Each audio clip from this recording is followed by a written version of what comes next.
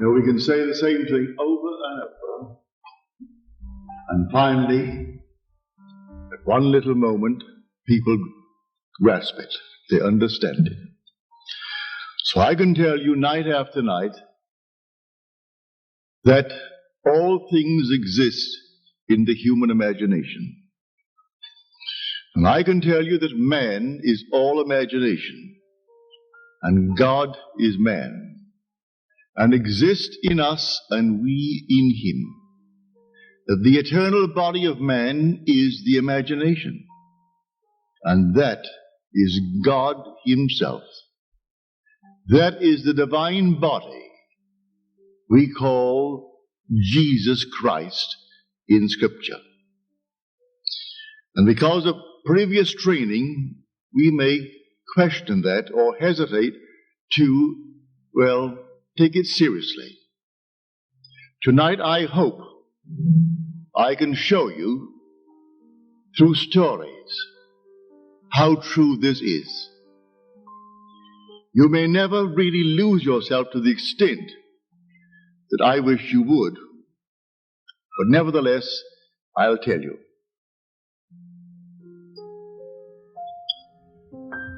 Last Saturday, a friend of mine in from New York, she came in during the week and she was here on Friday.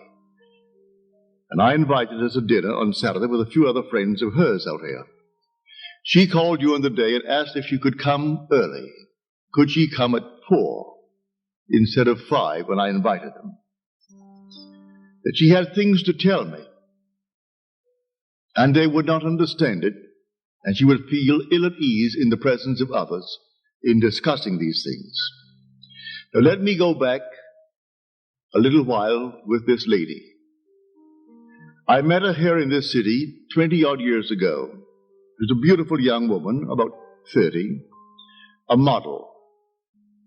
She had bought a little home for her parents and she was paying off the mortgage.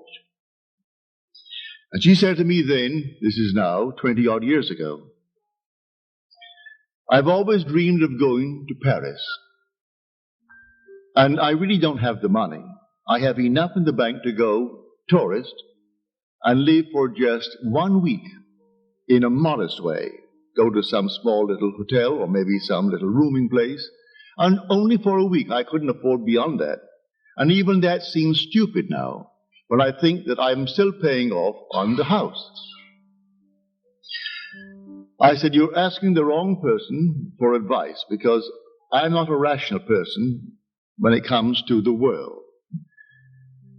To me, I do not go along with the reasoning mind. I am talking of an entirely different principle. I am speaking of imagination, and imagination to me is Jesus Christ. And Jesus Christ to me is God. And there is nothing but God, and all things are possible to God. If you want me to give you a reason for going or not going, do not ask me. You want to go, and you have just enough for a quick one. 1 week in Paris, maximum. Go tourist and live modestly and come back. Well, she didn't tell me what she would do, but she did go. On the second day in Paris, on a blind date, she met a man, 23 years her senior. He was already married 5 times. There was no offspring, but they fell in love. He divorced his 5th, married her, and they were blessed with a child, the image of that man. When I saw pictures of him, he was born in Russia, when I saw pictures of him, it could have been pictures of his little boy. Through the years, well, the man is very wealthy. He came into a fortune. International business. Factories here in our country, factories in Paris, factories in Puerto Rico, and factories all over. A very, very wealthy man. He went wild over this offspring.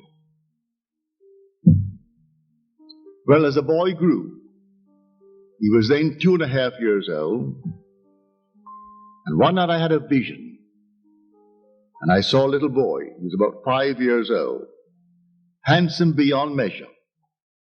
And he told me that I was his father. I said, well, if I'm your father, then when are you going to come on earth and be my son? So I am your father. Are you coming down to earth and be my son? He said, yes. I said, when? He said, on the 10th of November. I said, you are? Now this is late September. So I said to my wife the next morning, I said, darling, you know, you're going to have a baby on the 10th of November. She said, I really believe all that you teach, but after all, this is ridiculous. I'm not even pregnant. This is late September. I'm going to have a son on the 10th of November. She said, no, that is out. I said, all right, that's what he told me anyway. That night in New York City at my lecture, this lady appeared. Her little boy was 2.5, and she was way out in hair. She looked as though she could have it right then. So I said to her, when do you expect your son? She said, no son. I'm going to have a daughter. Joseph and I, we want a daughter. Don't want any son, we have our son. I said, but when do you expect your child then? She said, oh, the doctor said around early January.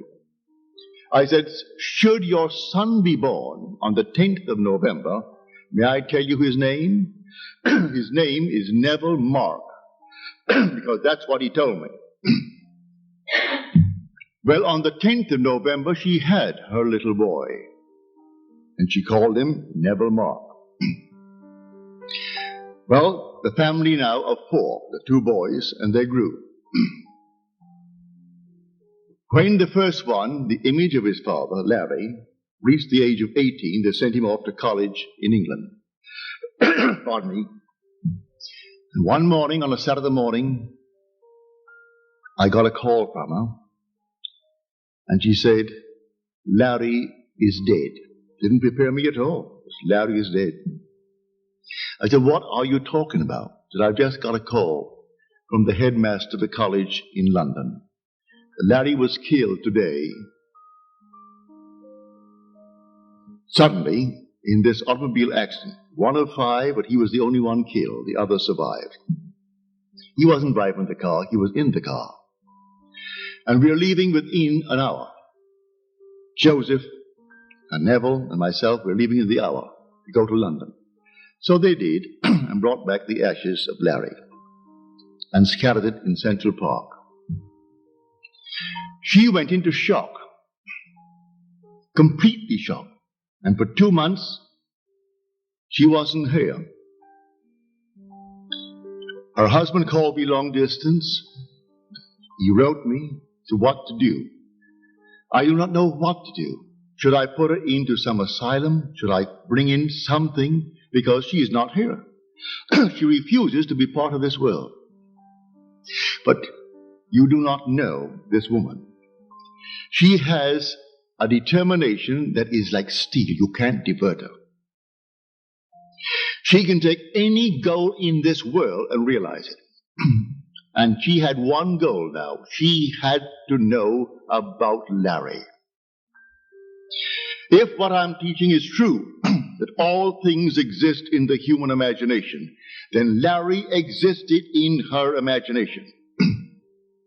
And she had to see him and touch him and know that he survived. She said, my religion failed me. My philosophies failed me. I couldn't open a book. Nothing could in any way encourage me or support me. And I lived in this state, just completely in shock, to the despair of my family.